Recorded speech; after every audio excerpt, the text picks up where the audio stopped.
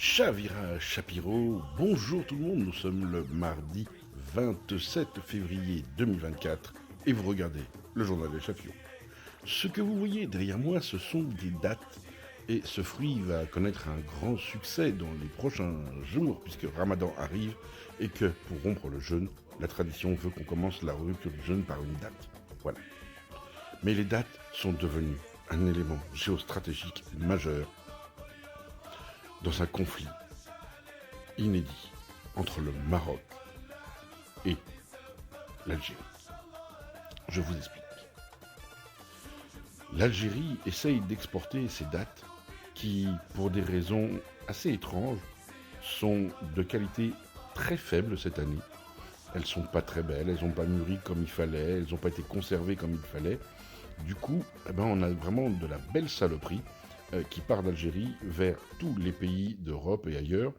Et ça va être également sur le marché. Et l'Algérie avait besoin de dates de qualité supérieure. Et l'Algérie s'est dit comment faire pour avoir des dates de grande qualité. Pour l'intelligentsia et les gens fortunés d'Algérie, oui, il y en a, pendant que le peuple crève de faim, qui eux sont fortunés et ne manquent de rien. Eh bien, je vais vous expliquer.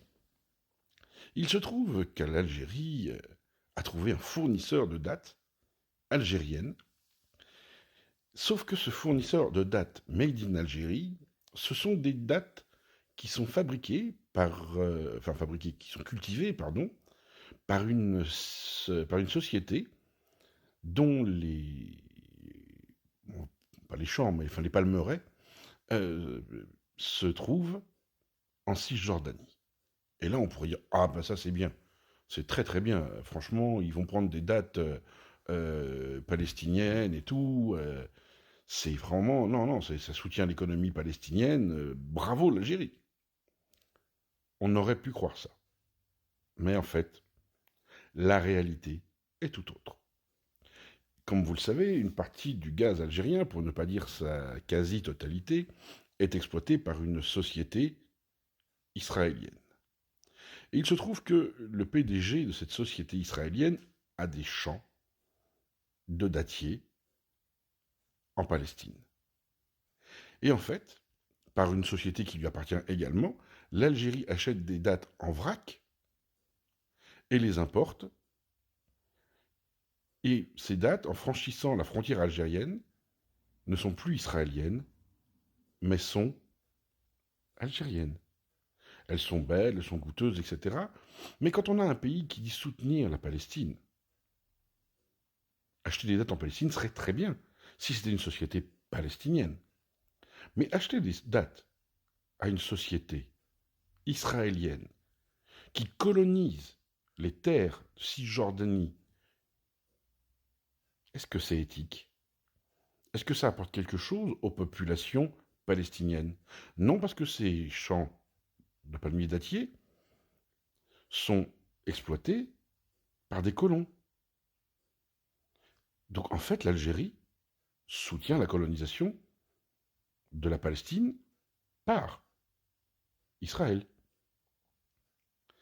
Et pourquoi ont-ils honte pourquoi veulent-ils que ces dates israéliennes deviennent algériennes? Pour cacher la réalité. Donc sachez que si vous achetez des dates qui sont de bonne qualité, marquées Made in Algérie ou Product of Algeria, eh bien c'est comme si vous tiriez une balle dans la tête d'un Palestinien.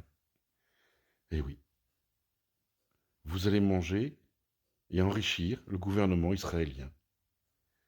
Et probablement des dignitaires algériens, rassurez-vous. Mais voilà la réalité. Alors ça se sait, le contrat d'ailleurs a été diffusé par le producteur de dates, il n'a aucune honte.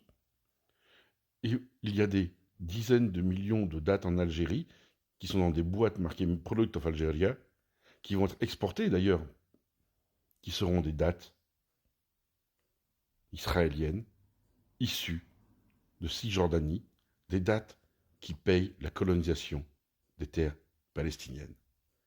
Moi, je dis, on devrait applaudir l'intelligence algérienne. Si, si. Enfin, surtout, on devrait surtout applaudir le fait qu'ils arrivent à cacher toute l'ignominie qu'ils font. Parce que, ah ben, oui, on est tous frères, paraît-il. Ouais. Enfin, pour des dates, on préfère acheter des dates israéliennes que de les acheter à ses frères. Mais ouais, pas trop. Enfin, sur ce, soyez heureux, rendez heureux, réfléchissez un peu et faites attention à ce que vous achetez.